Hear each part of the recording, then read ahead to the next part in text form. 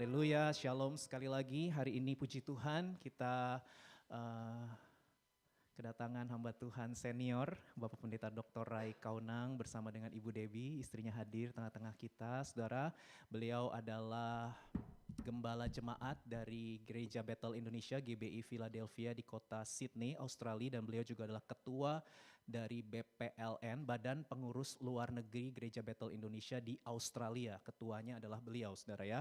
Dan bersyukur di tengah kesibukan dan sekarang sedang liburan, menyediakan waktu untuk melayani kita semua. Kita semua pasti diberkati oleh hamba Tuhan. Tadi saya sempat ngobrol-ngobrol juga dengan beliau, ada banyak pengalaman yang sangat memberkati saya, saudara ya. Oleh karena itu mari kita beri apresiasi, tepuk tangan untuk Bapak Pendeta Dr. Rai Kaunang. Silakan Pak.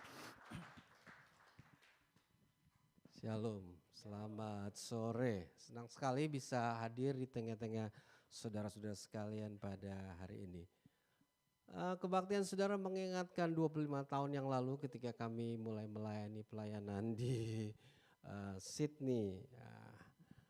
Salah satu ini nih, papa mamanya Audrey yang bersama dengan kami adalah jemaat mula-mula. Sekarang anak ini fotonya masih ada di rumah tuh, foto baby masih baby, dan sekarang dia tinggal di Korea malah. Saya pikir-pikir sesuatu yang luar biasa, Allah memakai kita dalam banyak perkara, dan bisa melihat Bapak Ibu saudara-saudara sekalian di tempat ini sesuatu hal yang luar biasa juga ya. Saya tidak suka drama Korea, K-drama, tidak suka K-pop. Saya lebih suka Chinese drama. Tapi belakangan ini saya suka nonton K-drama gitu. Jadi saya hafal tuh nama bintang film Korea, Hyun Bin yang saya cuma hafal gitu. Yang baru kawin sama Soyin tahun lalu kalau nggak salah, saya lupa tuh. Yang filmnya terkenal Crash Landing on You kalau nggak salah ya, itu yang terkenal. Nah, itu yang saya cuma tahu itu doang. Lama-kelamaan saya nonton juga K-drama gitu.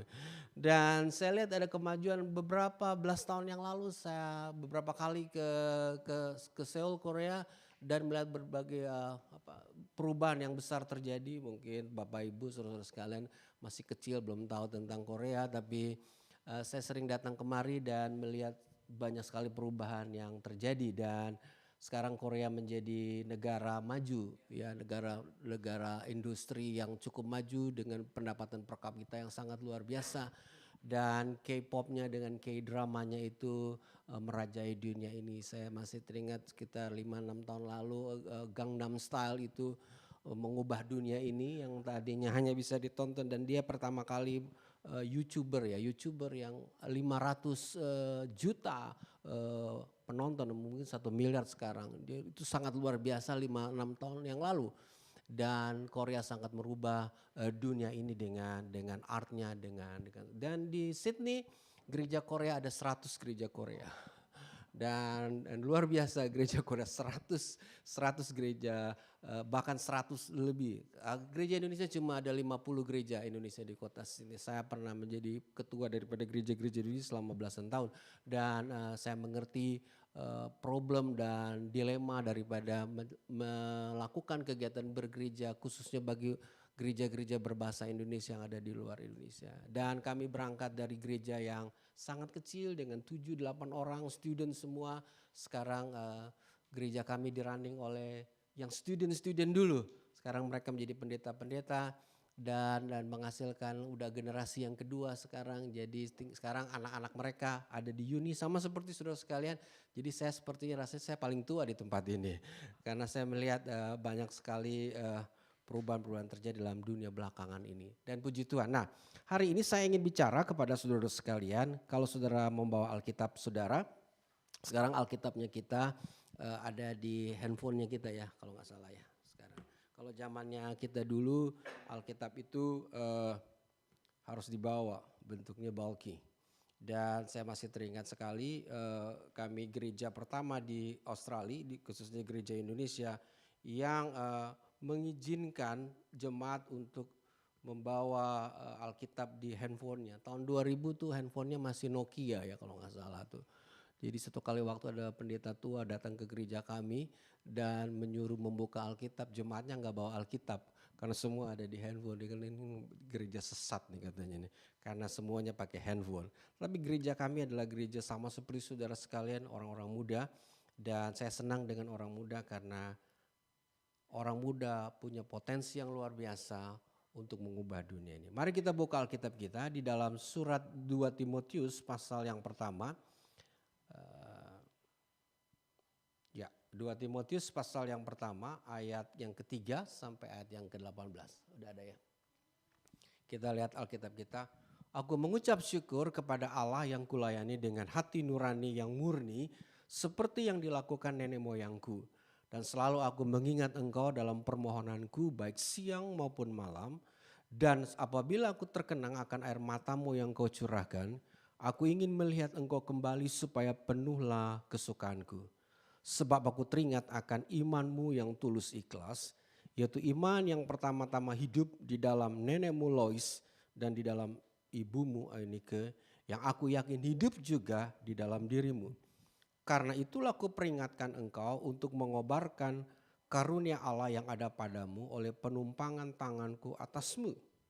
Sebab Allah memberikan kepada kita bukan roh ketakutan, melainkan roh yang membangkitkan kekuatan, kasih, dan ketertiban. Sampai di situ dulu pembacaan kita. Nah, saudara-saudara sekalian, teks ini ditulis oleh seorang yang tua bernama Paulus kepada orang muda yang bernama Timotius. Dan teks ini jelas sekali berbicara tentang pergumulan daripada seorang muda di dalam menghadapi perjalanan kehidupan itu sendiri. Dan Paulus tahu bahwa orang muda atau kita, kebanyakan kecenderungan kita di dalam menjalani kehidupannya kita adalah kita merasa takut akan apa yang akan terjadi di masa depannya kita. Di dunia di mana kita hidup pada hari-hari ini, di dunia di mana saudara hidup pada hari ini, kita hidup pada hari ini, hari depan kita itu cepat sekali kita nggak tahu dan akan berubah dengan cepat. 3 tahun yang lalu Bapak Ibu sekalian 2019 jelas sekali itu merupakan tahun yang sangat baik kepada kita. Tetapi tahun 2020 Maret dunia berubah. Diakibatkan oleh pandemi. Cepat sekali terjadi perubahan. Dalam 2 tahun saja, dalam 2 tahun terakhir ini gereja mengalami fluktuasi. Orang-orang sekarang enggan untuk datang bergereja. Kenapa? Karena sekarang lebih senang mereka duduk hanya di handphonenya mereka. Kita melakukan Zoom. Gereja melakukan Zoom. Ada gereja GBI sekarang sampai hari ini gak buka. Dia hanya mau melakukan Zoom. Saya tanya kenapa kamu gak melakukan? Lebih enak Zoom. Gak keluar duit. Lalu jemaat tersebar di mana-mana. Dan kita bisa klaim itu jemaatnya kita di seluruh dunia. Gak keluar duit. Tapi bagaimana kamu bisa merunning the real church-nya? Kan real church itu kita touch. Ada relasi seperti tadi tuh ngadain olahraga. The real church-nya demikian. Karena kalau hanya di balik handphonenya kita mengalami yang saya sebutnya fake relationship. Relasi yang palsu, kelihatannya ada. Tetapi tidak mengalami jamahan. Terjadi perubahan di dalam kita, bagaimana kita bergereja. 15 tahun yang lalu, sekitar 15 tahun yang lalu saya ikut kebaktian di Dr. Cho punya gereja. Saya ikut kebaktian anak mudanya. It's really really bad. Karena tahun-tahun yang demikian gereja Dr. Cho sangat besar sekali. Mungkin dia gak memperhatikan orang muda. Dan ketinggalan sekali. Dan pada akhirnya sekarang kita melihat bahwa gerakan rohani di seluruh dunia sekarang digerakkan oleh orang-orang muda. Terjadi perubahan dalam kehidupan kita berjemaat. Hari ini 3 tahun yang lalu apakah saudara terbiasa memakai mask? No. Tapi kenapa saudara pakai mask?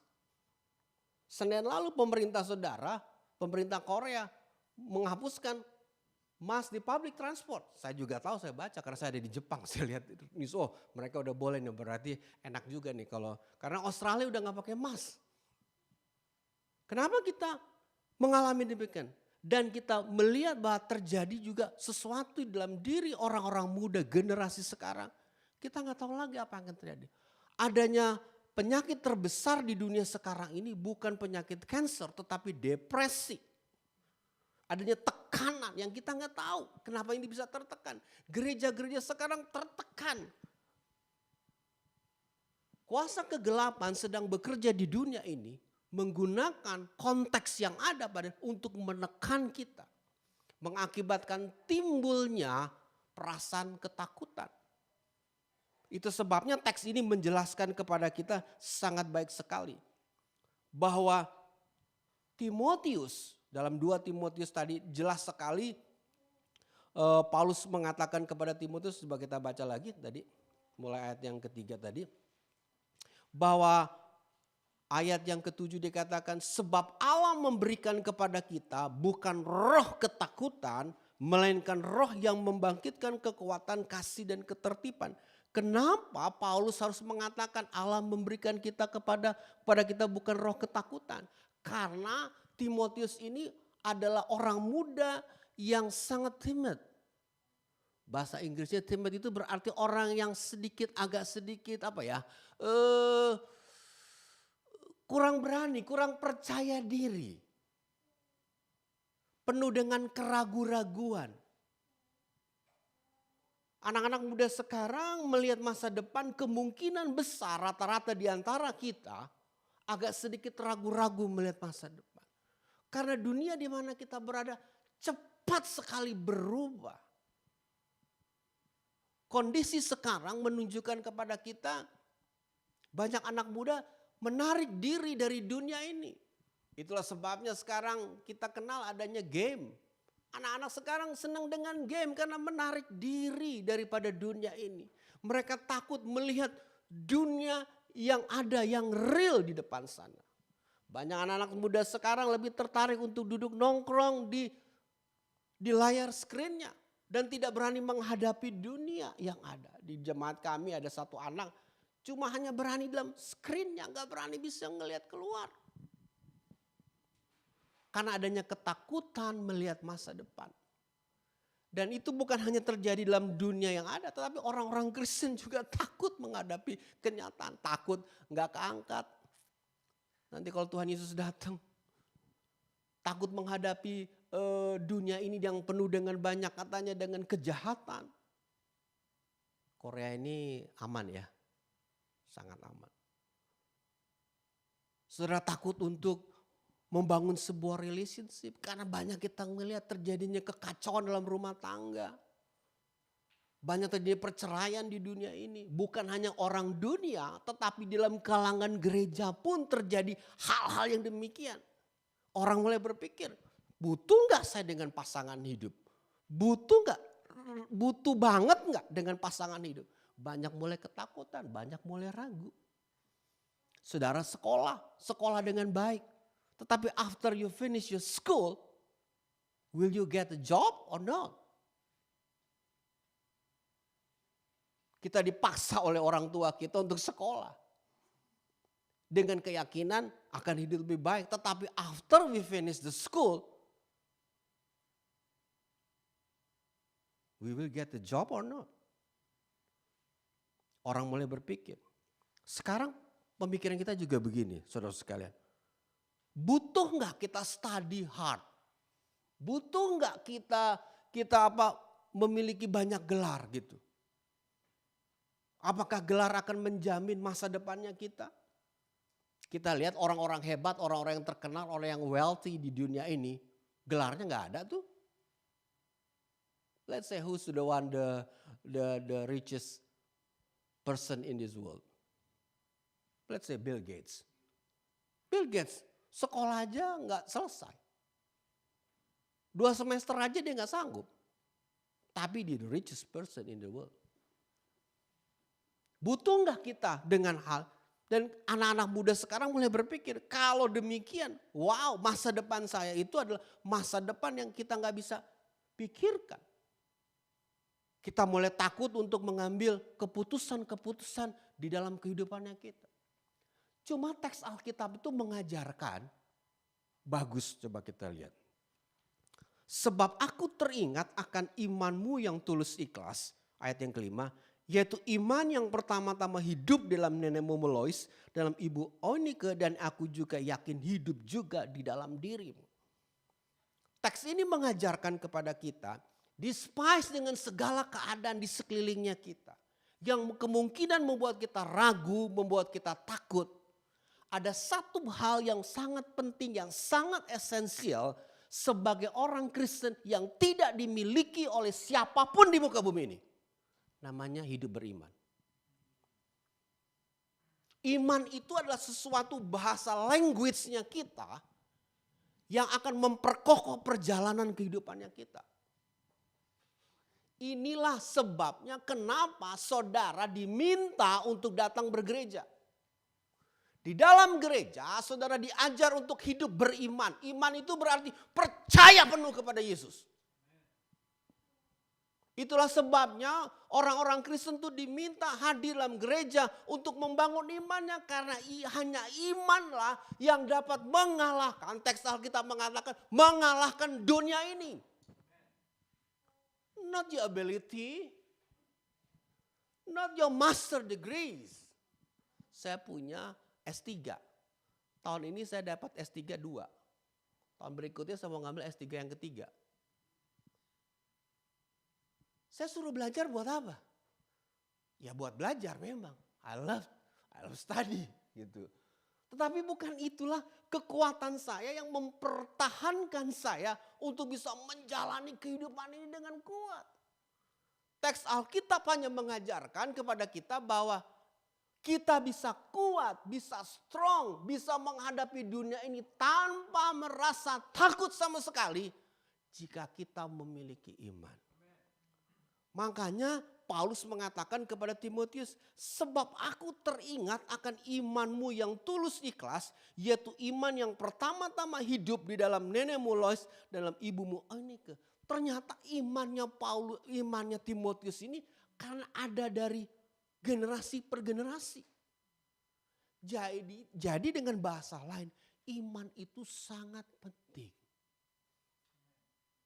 Super penting kalau bahasa anak muda sekarang. Super duper penting. Very penting. Jadi bagaimana iman itu bisa ada? Ya sangat jelas Alkitab cuma mengajarkan. Iman itu timbul daripada pendengaran dan pendengaran akan firman Yesus Kristus. Drama Korea tidak akan membawa engkau memiliki iman kepada Yesus. Not at all. K-pop tidak akan membawa saudara untuk mempercayai Yesus dan memiliki iman. Yes, waktu saya nonton drama Korea, saya lihat, humanity itu penting. Tetapi ada lebih penting daripada humanity itu adalah masalah spiritual life-nya kita. Yaitu iman saudara. Dengarkan baik-baik pernyataan saya ini. Iman saudara akan membawa saudara menjalani hidup ini lebih baik, lebih baik, lebih baik, lebih baik, dan lebih baik. Itu sebabnya beriman kepada Yesus itu sangat penting. Itulah sebabnya saudara diajar di dalam gereja lokal ini untuk stick dalam gereja lokal. Iman tidak diketemukan di pub, iman tidak diketemukan di dalam vacation saudara. Iman tidak diketemukan di mana-mana. Hanya di dalam rumah Tuhan yang membicarakan tentang Injil Kristus Yesus. Dan namanya gereja. Saya senang dengan orang muda yang stick dengan gereja. Saya bisa jamin, saudara sekalian. If you stick dengan gereja, hidupmu akan terberkati sepanjang perjalanan kehidupanmu. Saya sudah melihat, saya menjadi gembala jemaat bukan 1-2 tahun, puluhan tahun. Saya melihat orang-orang yang stick dengan gereja lokal, percaya, setia dengan firman Yesus, berada dalam gereja, hidupnya sampai tua, Tuhan pelihara mereka. Dan dimulai dari sekarang. Nah, kita teruskan. Sebab Allah memberikan kepada kita, ayat yang ke-7, sebab Allah memberikan kepada kita bukan roh ketakutan, melainkan roh yang membangkitkan kekuatan, kasih dan ketertiban. Jadi kalau saudara memiliki iman kepada Yesus tentunya, kepada firman-Nya, maka saudara memiliki 3 hal yang sangat penting. Yang pertama, saudara akan menjadi manusia yang berani menjalani kehidupan ini. Jadi manusia yang strong, kuat.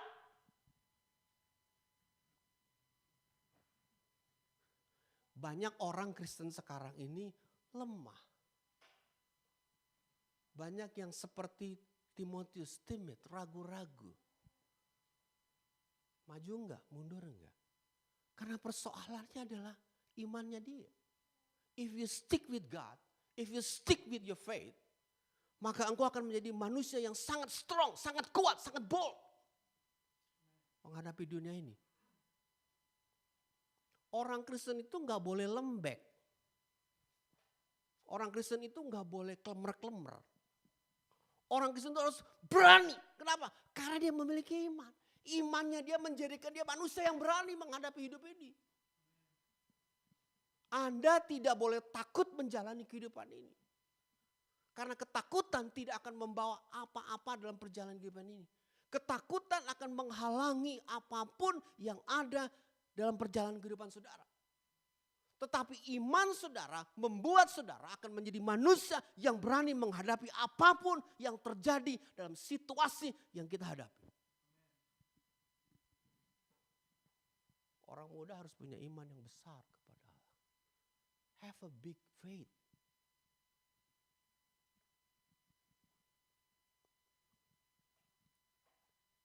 Kalau orang dunia saja ya bisa berhasil karena dia kerja keras. Sebenarnya orang Kristen itu dengan imannya, hidupnya itu bisa jauh lebih berhasil daripada orang dunia. Itu sebabnya saya mau bilang sama saudara-saudara, saudara boleh menjadi manusia super kaya di muka bumi ini dan tetap memiliki Yesus sebagai Tuhan dan Juru Selamat. Saudara bisa menjadi model bintang film terkenal dan hebat di muka bumi ini. Boleh, asal saudara memiliki iman yang besar kepada Yesus. Why not?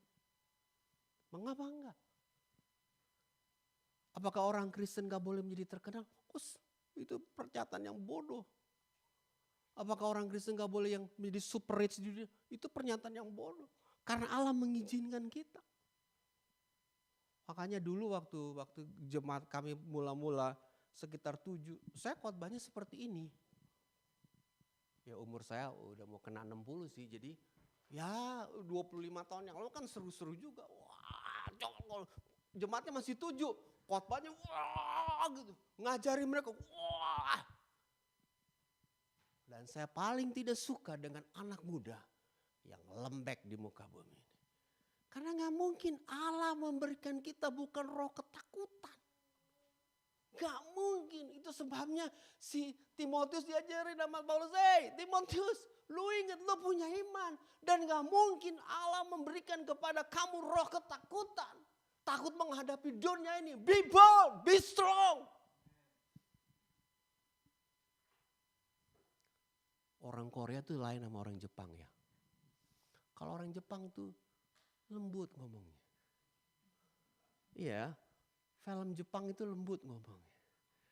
Orang Korea kalau krom. Ini kalian orang muda ya semuanya ya? 90% ya? Ketawa sedikit sih kenapa ya tadi? Apa you terheran-heran kalau ini pendeta baru pertama kali gue dengar pendeta kayak begini. Ketawa dong, relax aja gitu aja. Kenapa sih dibuka masnya? Boleh dong buka masnya. Saya ambil muka saudara deh, coba buka dong masnya. Saya udah kena COVID, dia tenang aja. Coba dibuka masnya, saya pengen lihat muka kalian gitu. Gak apa-apa lah, tutup juga gak apa-apa. Saudara sekalian, jadi di dunia ini saya perhatikan ya, hanya orang-orang yang memiliki iman yang besar, perjalanan kehidupannya itu adalah perjalanan yang menyenangkan. Dia akan mengalami kesulitan, tetapi dia selalu menang. Judulnya tadi apa tuh? Coba yang buka tadi tuh. Dari logonya tadi itu apa? Raise up, be victorious. Untuk kita bisa bangun menjadi pemenang dalam kehidupan ini, you hanya butuh satu, yaitu iman. Karena iman itu bahasanya orang Kristen. Gak ada bahasa lain selain bahasa iman. Nah yang kedua, kalau kita memiliki iman, teks ini menjelaskan kepada kita, bukan hanya kita menjadi orang yang berani. Tetapi ayat yang ke-8 dikatakan demikian. Jadi janganlah malu bersaksi tentang Tuhan kita. Dan janganlah malu karena aku, 2 kali kata malu diulang. Seorang hukuman karena dia, melainkan ikutlah menderita bagi Injilnya oleh kekuatan Allah. Hal yang kedua, kalau saudara memiliki iman, bukan saja saudara menjadi manusia yang bold, strong, tetapi saudara menjadi manusia yang tidak malu-maluin. Anda mengerti maksud saya? Jadi menjadi orang Kristen itu, menjadi orang Kristen yang gak malu dengan apa yang dia hadapi. Realitas hidupnya. Atau juga kata itu juga bisa berarti saudara gak menjadi manusia yang ridiculous. You know ridiculous? Artinya itu aneh gitu. You ridiculous kalau orang Inggris bilang. You ridiculous gitu. You aneh gitu. Enggak. Jadi orang Kristen itu kita gak menjadi manusia paling aneh di muka bumi ini. Justru kita menjadi manusia yang paling sane di muka bumi ini. Manusia yang waras. Makanya tadi ayat yang ke-7 mengatakan demikian. Coba kita lihat ayat ke-7. Sebab Allah memberikan kepada kita bukan roh ketakutan, melainkan roh yang membangkitkan kekuatan kasih dan ketertiban. Kata ketertiban di situ English translation sound mind. Sound mind meaning berarti waras. You enggak gila. You enggak aneh. Jadi orang Kristen itu saudara sekalian, kita bukan jadi manusia yang paling aneh di muka bumi. Lain sendiri memang gereja itu berarti kita dipanggil keluar.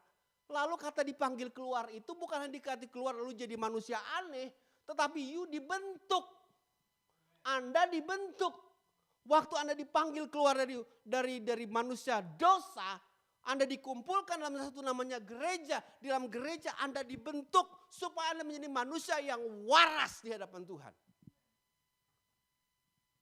Jadi Bapak Ibu saudara-saudari sekalian di tempat ini.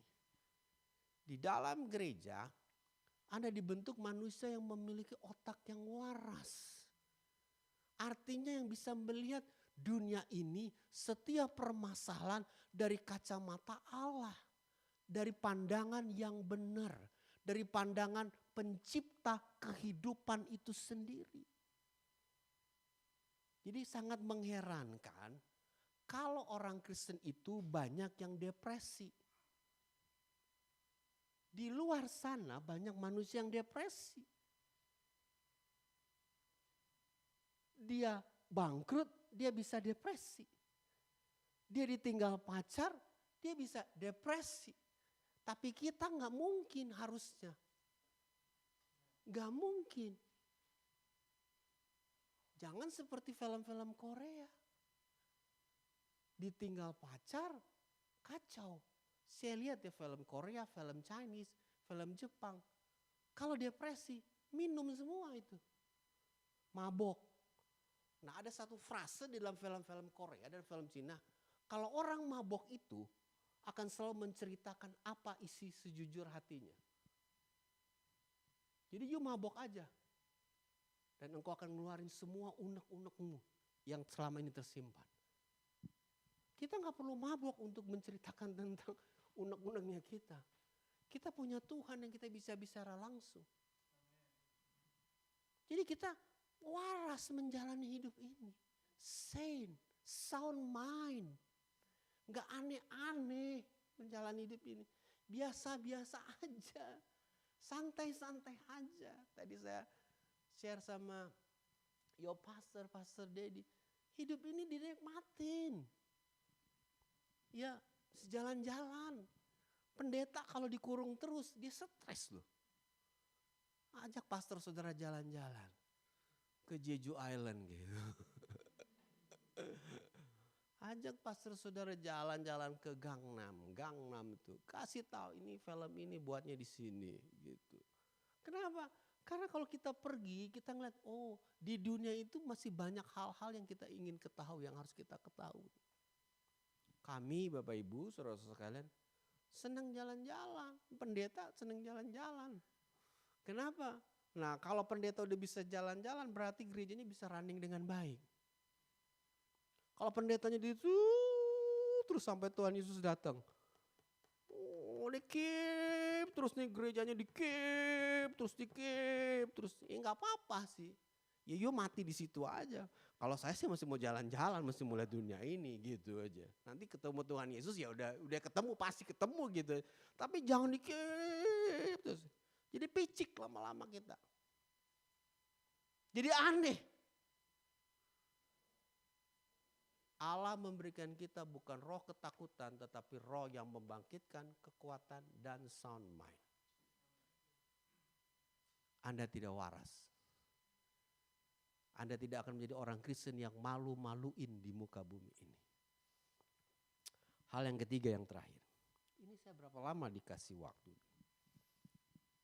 Pastor, udah mau selesai. Jangan bebas. Saya bisa ngomong terus loh.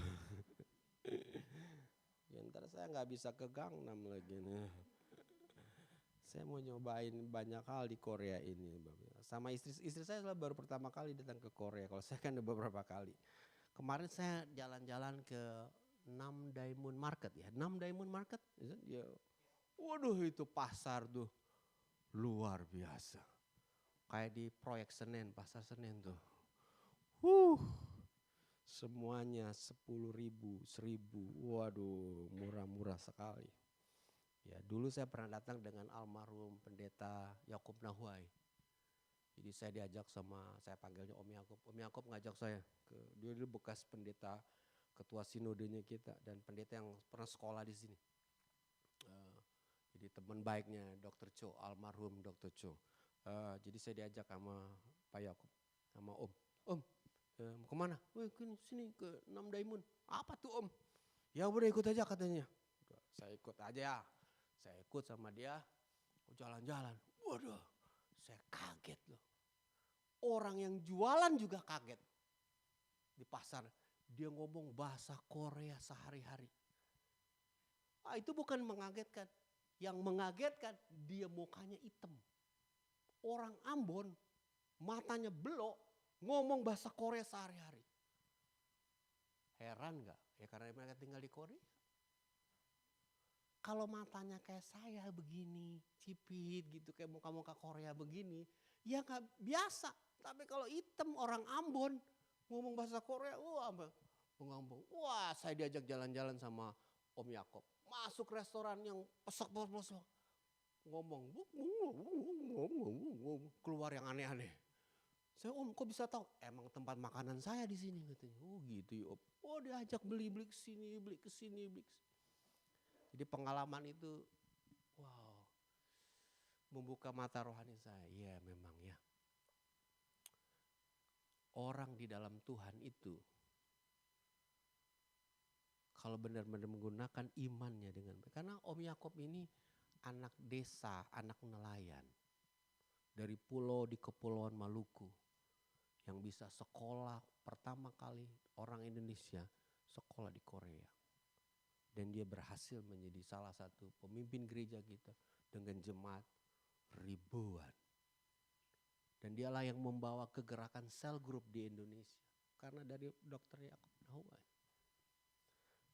Yang saya ingin ajarkan kepada kita adalah bahwa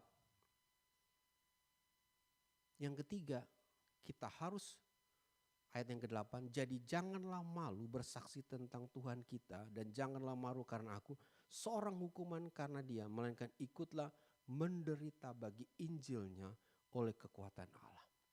Hal yang ketiga, jika kita memiliki iman, bukan saja kita menjadi manusia yang berani, bukan saja kita memiliki pikiran yang waras, tetapi kita menjadi manusia yang mau menderita. Yang rela untuk mengalami penderitaan di dalam kehidupannya kita. Menderita itu dalam kekristenan merupakan bagian integral pertumbuhan rohaninya kita. Menderita itu tidak akan terlepas daripada kehidupan kekristenannya kita. Entah itu engkau orang muda, orang tua, lama atau baru dalam kekristenan saudara, penderitaan itu harus kita alami. Karena ini merupakan bagian integral pertumbuhan rohaninya kita. Karena Injil Kristus mengakibatkan orang yang mengikuti Injil Kristus harus menderita oleh karena Injil itu. Contohnya begini, saudara datang ke negara ini, saudara sekolah, gak pernah tahu tentang Tuhan Yesus. Teman saudara ngajak saudara ke kul dan saudara terima Yesus. Orang tuamu yang kirim bilang, kalau jadi Kristen, saudara menderita karena kekristenan saudara. Satu kali waktu di jemaat kami sekitar 20 tahun yang lalu, datang satu anak, dua orang anak. Datang dua orang anak. Datang ke gereja kami. Dia gak pernah kenal Tuhan Yesus. Di gereja kami dia bertemu di cell group dan mereka terima Yesus. Orang tuanya marah. Orang tuanya marah dan mengirim tantenya untuk ngejagain anaknya supaya gak boleh ke gereja. Karena anak-anak ini gak pernah ke gereja. Jadi gereja kami yang kami bangun 25 tahun yang lalu itu kebanyakan bukan orang Kristen. Orang-orang yang belum pernah kenal Yesus. Jadi waktu mereka masuk dalam budaya yang berubah, budaya kekristenan. Jadi orang tuanya marah sekali dan ngirimkan tantenya untuk jagain anaknya. Untuk anak-anak mereka. Datanglah tante ini, keponakannya di depan, tantenya di belakang. Ngeliatin aja deh. Dia pikir jangan-jangan pendetanya ini ngegerayangin lah apalah. Menggunakan kesempatan kan. Bayangan orang kan gereja itu kan menggunakan orang-orang gitu kan. Using people gitu. Untuk kepentingan gereja atau kepentingan pendetanya gitu. Jadi tantenya duduk paling belakang. Saya masih ingat. Saya khotbah nih. Wah, keponakannya di depan. Wah, tantenya cuma begini. Minggu berikutnya, tantenya maju sedikit lagi. Duduk. It's true story. Minggu berikutnya, dia ke tengah. Minggu berikutnya dia ke depan. Minggu-minggu berikutnya, dia minta doain saya dong. Minggu-minggu berikutnya, kami melayani dia untuk pelepasan roh-roh jahat. Hari Minggu, sekalian saya doain dia, terputer-puter dia. Jadi macan, jadi singa, jadi ular. Setannya keluar. Tadinya duduk di belakang, ke depan.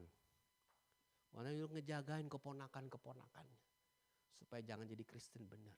Supaya jangan dibaptis. Sekarang tante itu jadi pendeta di gereja kami. Berikan tepuk tangan loh. Wow. Jadi dengan demikian kita gak perlu malu.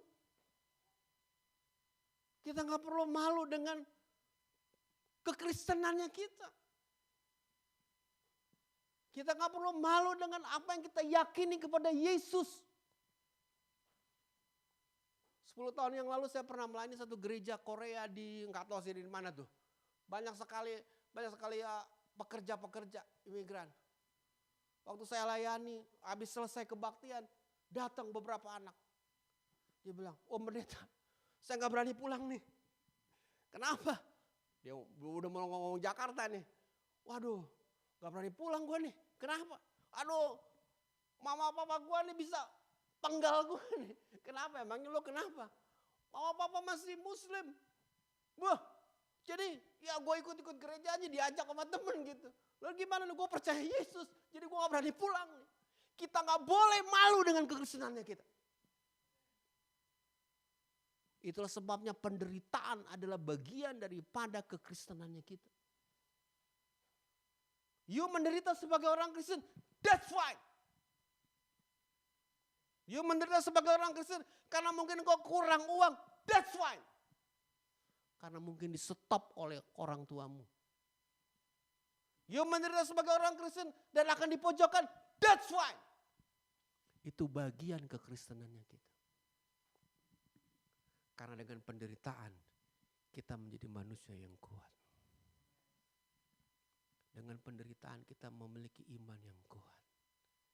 Dengan penderitaan kita memiliki pikiran yang waras tentang Tuhan dan apa yang terjadi di dalam kehidupannya kita. Berani menderita sejak muda. Karena engkau akan melihat hasil penderitaanmu. Buahnya sangat luar biasa.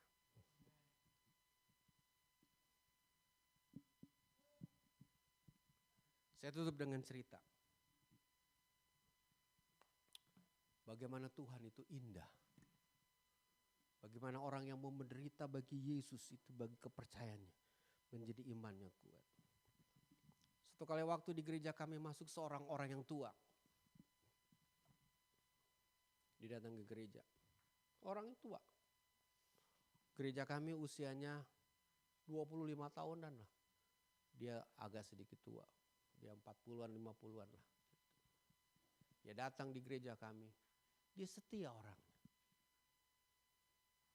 Lalu saya cerita tentang, saya berkhotbah kepada jemaat.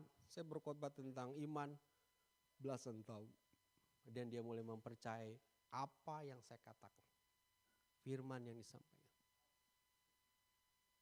Tante-tante ini lain dengan jemaat yang lain, jelas. Kalau jemaat yang lain, mereka punya kekuatan untuk bisa mengajukan permanent resident, temporary resident karena mereka student. Mereka graduate dan mereka boleh mengajar. Tapi tante ini sekolah enggak. Bahasa Indonesia belepotan. Saya enggak ngerti kalau dia ngomong. Karena dia campur-campur bahasa Jawa, bahasa Mandarin. Saya bingung. Dia ngomong juga, ya, saya iya terus. Karena nangkepnya apa nih ngomongannya nih gitu. Tapi dia selalu bilang, Pak Rey, saya percaya loh. Oh, percaya apa nih? Percaya Tuhan itu baik. Oh. Jadi dia ingin tinggal di Australia. Tetapi dia gak punya kekuatan, gak punya foundation untuk bisa mengajukan. Tapi dia percaya bahwa Tuhan akan menolong dia. Oh, dia menderita loh Bapak Ibu sekalian. Dia menderita. Ada orang yang berusaha tolong dia. Menipu dia. Uangnya diambil $12,000. It's very big. Untuk seorang orang tua yang kerja cuma nongkrongin duduk ngejagain oma-oma. Nungguin aja. Tapi ini oma ini tante ini percaya bahwa Tuhan melakukan sesuatu yang besar dalam kehidupannya. Dia ditipu. Satu kali waktu dia datang kepada saya. Pare katanya. Aku diajak oleh teman-temanku. Kenapa? Itu untuk ngedapetin jodoh bule. Supaya apa? Supaya dapat permanent resident. Di mana? Di klub. Tapi aku gak mau. Teman-temanku ngajak. Aku gak mau. Aku percaya aja sama Yesus. Aku percaya sama Yesus. Karena teman-temannya ngajak. Lu mau dapat permanent resident. Udah kawinin aja sama bule. Ntar habis itu 3 bulan kita tinggalin dia. Berdapat permanent residennya. Dia percaya loh. Hebat nih tante ini. Dia percaya. Entah bagaimana. Bapak Ibu sekalian. Dia masukin lamaran. Dia masukin ke government. Untuk dia minta diajukan sebagai permanent resident. Ada yang masukin juga. Tuhan itu luar biasa Bapak Ibu. Tidak ada dasar untuk berharap. Tidak ada foundation untuk mengatakan yes saya bisa nih karena saya punya ini. Enggak loh. Tapi government itu luar biasa mengadakan mujizat bagi oma, tante ini. Yang hanya percaya kepada Yesus. Dan Australian government menggranted dia permanent resident. Wow, saya gak percaya. Saya bilang, bawa dulu paspornya. Di paspor itu ada stempel stiker visa, baru saya percaya. Dia Dia bawa, dia kasih tunjuk. Nih Pak Rey. Bener lu. Sampai hari ini Tuhan pelihara dia. Saudara sekalian, kalau tante yang tidak punya harapan untuk bisa jadi permanent resident, sekarang kemudian jadi Australian kali ya. Dia sekarang udah Australian, wow. Tante ini yang cuma kerjanya biasa, ngejagain orang. Tapi, sorry to say ya, tante ini yang paling mencintai kami. Gak tahu tuh setiap ulang tahun saya dikasih duit kepokan. Buat Pak Rey, saya simpen. Saya percaya sama Pak Rey. Kalau tante ini yang tidak ada dasar, tetapi dia punya iman yang besar kepada Yesus. Hidupnya bisa berubah.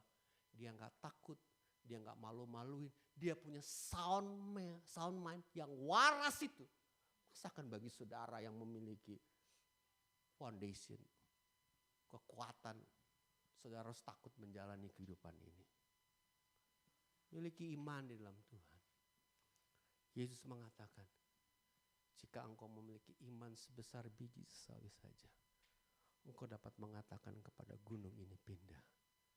Dan tidak ada yang mustahil bagi orang yang percaya. Miliki iman. Jangan takut menjalani hidup ini. Jangan malu-maluin menjadi orang Kristen. Miliki sound mind, pikiran yang waras. Hanya orang yang waras yang bisa melihat dunia ini dengan baik. Tapi kewarasan yang waras itu hanya datang kalau saudara memiliki iman kepada Yesus Kristus. Mari kita bangkit berdiri dan kita akan berdoa. Haleluya.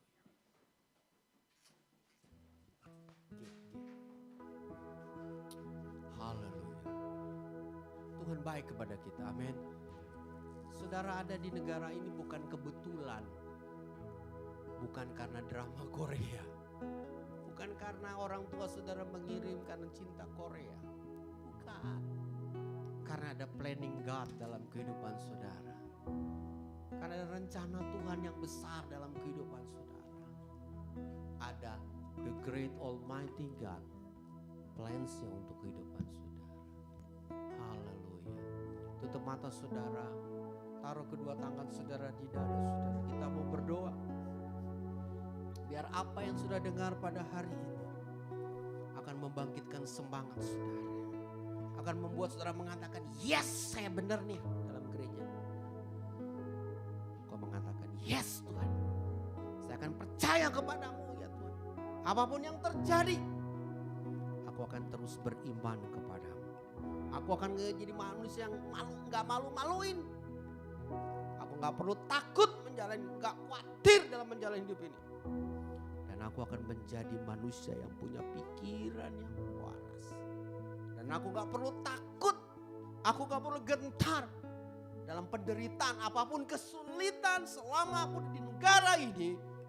Aku tidak perlu khawatir. Karena engkau menyertai kehidupanku. Karena aku beriman kepadamu. Haleluya.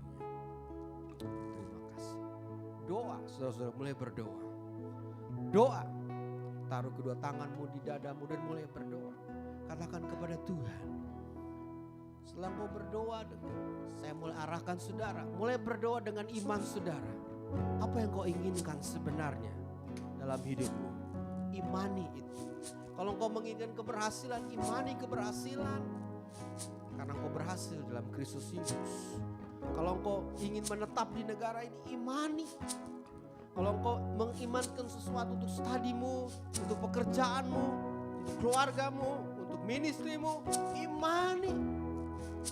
Percaya kepada Dia. Tidak boleh takut, be strong. Jangan malu-maluin, punya pikiran yang baik. Hidup dalam menderita, yes. Karena bagian daripada iman saudara. Haleluya. Oh, kurabashikira ralalama. Syata kararara makagaya. Surabata kaya ralala basyika. Yang bisa bahasa roh, gak apa-apa boleh berdoa dalam bahasa roh. Jangan takut, kita ada di Gereja Bethel Indonesia. Kalau engkau berdoa bahasa roh, mulai berdoa dalam bahasa roh. Yang keras, gak apa-apa. Shikararara bahasa roh gak apa-apa. Kau berdoa dalam bahasa Indonesia, bahasa Inggris, bahasa yang kau kenal. Sikarala batakaya rala basikara. Oh batakaya rala basikara. Oh ya rala rala masir ya rala rala ya rala basikara. Ya rala batakaya rala basikara rala batakuru ya basir. Suru basikira rala rala batakaya. Arabatakaya rala basikara batakaya. Sikarala batakaya. Terus 1-2 menit saudara bersama berdoa dalam bahasa roh, bahasa yang sudah tahu. Kiara labasyakara, ungkapkan kemauanmu. Kalau engkau gak bisa, engkau bisa bahasa roh, ungkapkan kemauanmu dalam bahasa roh yang ada. Sikara batakaya ralala, roh kudus akan membantu saudara. Kiara labacikara rala batakaya ralala masyadala. Oh haleluya. Sikira batakaya ralala basyakara. Sakarabataka patakaya ralala basyara rabata. Sarabatakaya ralala basyir. Sikarala. Haleluya. Amin. Kurabasikira rabata.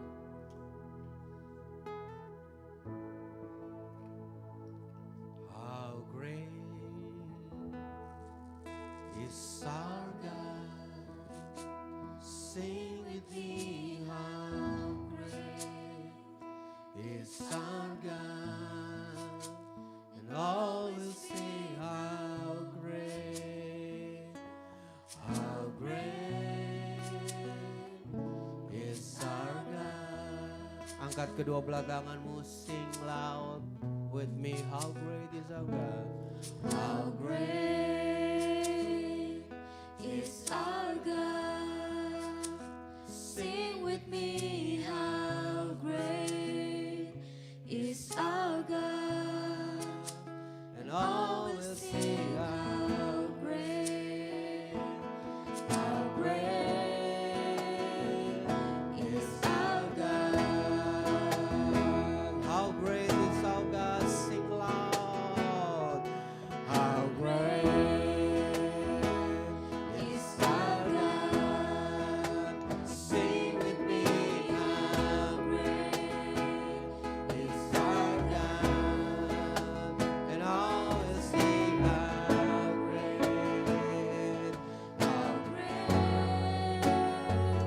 is our God. Kami memuji kebesaran-Mu, sama-sama katakan.